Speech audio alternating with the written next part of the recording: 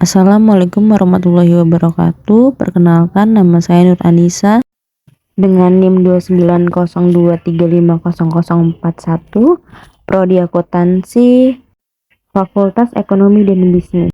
Di sini saya akan mempresentasikan dengan materi uang dan kebijakan moneter untuk memenuhi tugas UTS saya, kuliah bank dan lembaga keuangan dengan dosen Bapak Sugeng Prayetno. Uang dan kebijakan moneter. Tahap barter terjadi saat tidak semua kebutuhan dapat dipenuhi sendiri, sehingga membutuhkan orang lain yang memiliki barang yang dibutuhkan untuk ditukar dengan barang yang ia miliki. Kesulitan yang muncul dalam tahap ini adalah kesulitan dalam menemukan orang yang memiliki barang yang diinginkan dan menginginkan barangnya. Kesulitan dalam menentukan nilai tukar antara barang yang satu dengan barang yang lain.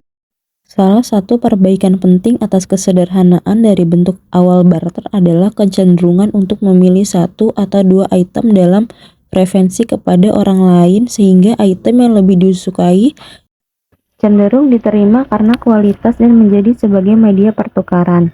Komoditas dipilih sebagai pilihan barter item untuk sejumlah alasan, beberapa karena mereka nyaman dan mudah disimpan, beberapa karena mereka memiliki nilai tinggi kerapatan dan mudah dibawa, dan sebagian karena mereka tahan lama.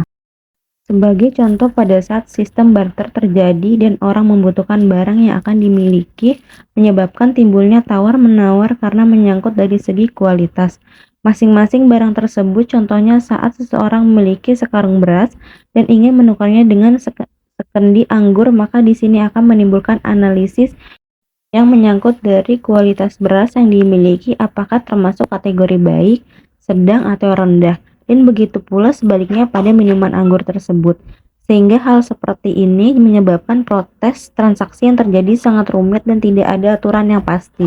Dan begitu pula yang terjadi jika penetapan harga itu terjadi hanya pada suatu jenis barang atau apa saja, yaitu seperti kulit penyu, maka ini bisa menyebabkan penyu di dunia akan musnah atau habis, karena setiap orang harus memiliki kulit penyu, atau orang bisa menjadi kaya karena ia mempunyai peternakan penyu yang luas. Dipakainya penetapan uang jenis kertas flat money sebagai bentuk uang utama karena mencangkup angka nominal dalam jumlah kelipatan yang besar, dan jenis uang koin sebagai uang pembantu, yaitu dengan nominal kecil, adalah sebuah keputusan yang bijaksana. Walau dalam praktiknya telah menyebabkan terjadinya perbedaan indeks pada harga, karena secara fakta uang kertas telah beredar melintasi antar benua. Penggunaan benda-benda seperti ini sifatnya sangat fleksibel dan disesuaikan dengan keadaan masyarakat dan alam di mana mereka berada. Jika daerah pantai, maka tentunya menggunakan sesuatu yang berasal dari ikan menjadi sesuatu yang dominan. Terbukti seperti negara yang dikelilingi oleh lautan, tak terkecuali Indonesia, bahkan itu masih berlaku di beberapa daerah pesisir pantai kawasan timur Indonesia. Begitu juga yang terjadi pada mereka yang tinggal di kawasan pegunungan atau daerah padang pasir, yaitu di beberapa tempat di timur seperti gurun Sahara. Benda yang pernah dan berlaku sebagai uang mulai dari tanah liat hingga utang pemerintah. Bermacam-macam model ini pada saat diaplikasikan, ditransaksikan, ia bisa menimbulkan analisis harga yang berbeda-beda. Sejarah uang. Sejarah adalah rangkaian dari beberapa perubahan yang telah terjadi. Demikian juga dengan uang mempunyai sejarah sebelum bentuk uang yang kita peroleh saat seperti sekarang ini.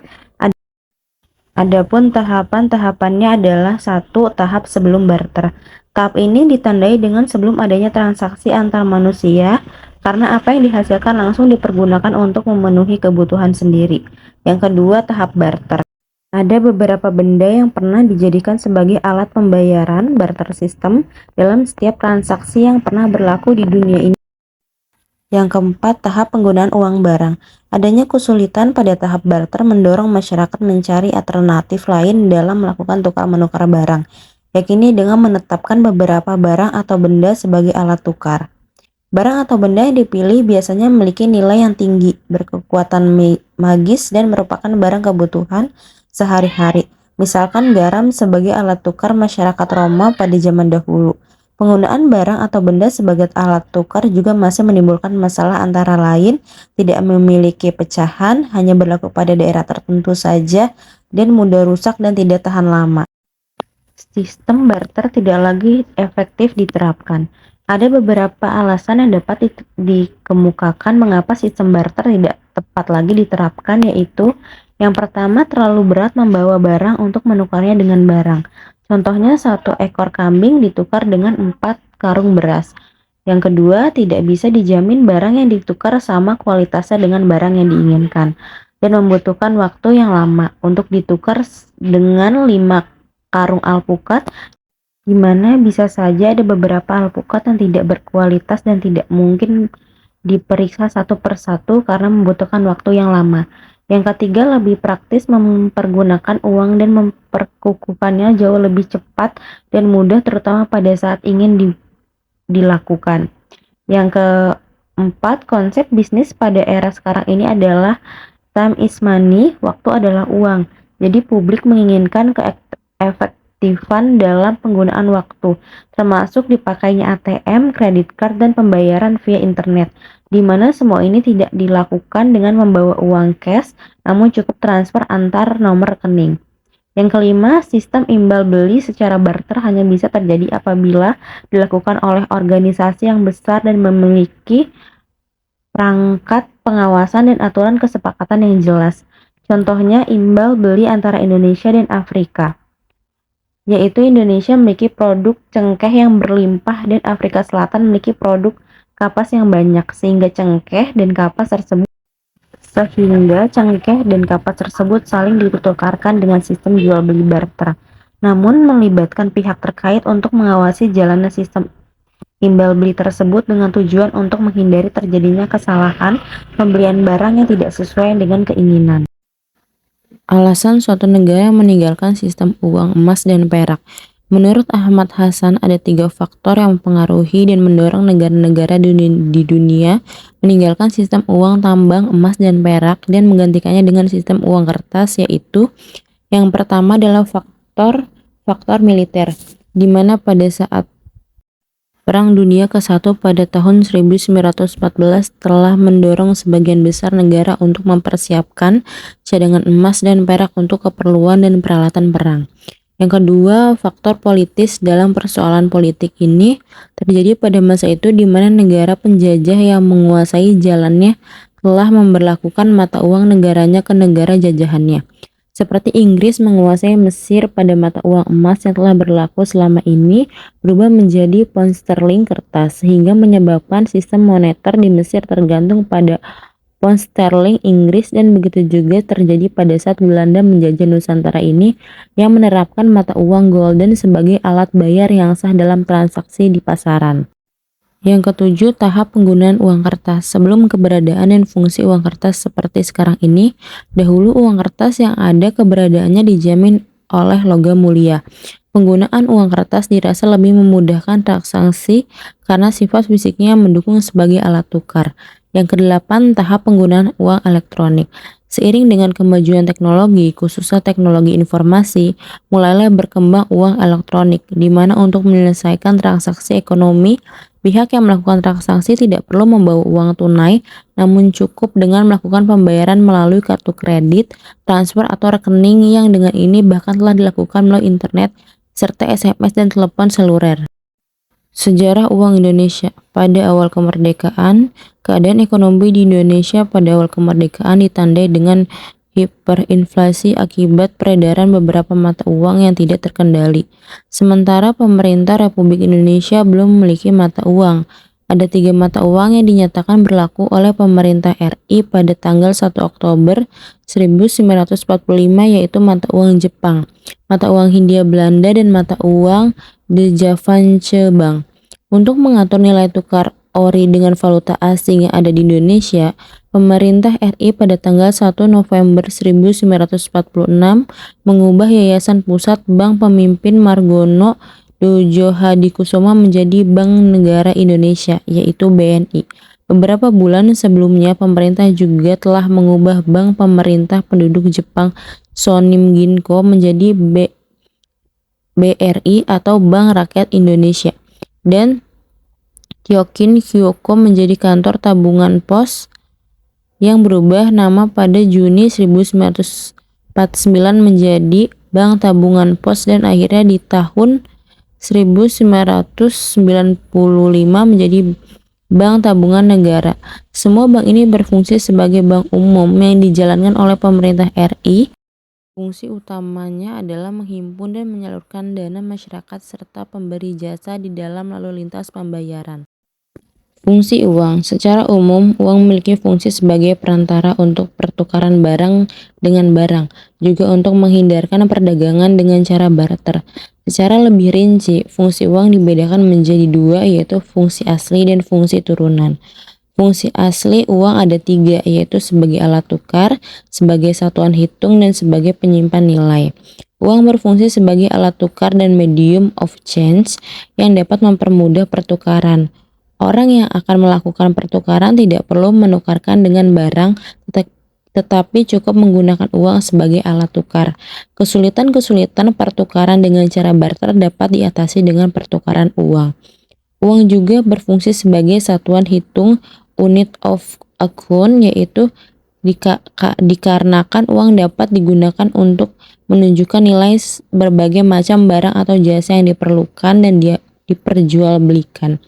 Menunjukkan besar kekayaan dan menghitung besar kecilnya pinjaman, uang juga dipakai untuk menentukan harga barang atau jasa. Petunjuk harga sebagai alat satuan hitung, uang juga berperan dan memperlancar pertukaran. Selain itu, uang berfungsi sebagai alat penyeimbang nilai atau valuta karena dapat digunakan untuk mengalih daya beli dan masa sekarang ke masa mendatang. Ketika seseorang penjual saat ini menerima sejumlah uang sebagai pembayaran barang atau jasa, maka ia dapat menyimpan uang tersebut untuk digunakan membeli barang dan jasa pada masa mendatang. Hal ini juga dapat dibaca sebagai alat investasi di mana uang menjadi deposit di bank. Lembaga yang mengeluarkan uang. Menurut lembaga yang mengeluarkannya, uang dibedakan menjadi uang kartal, kepercayaan, dan uang giral, simpanan di bank. Uang kartal yaitu uang yang dikeluarkan oleh negara berdasarkan undang-undang dan berlaku sebagai alat pembayaran yang sah. Uang kartal di Indonesia terdiri atas uang logam dan uang kertas.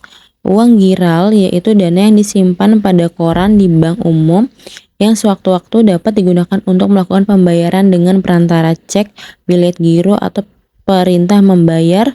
Uang giral dikeluarkan oleh bank umum dan merupakan uang yang tidak berwujud karena hanya berupa saldo tagihan di bank.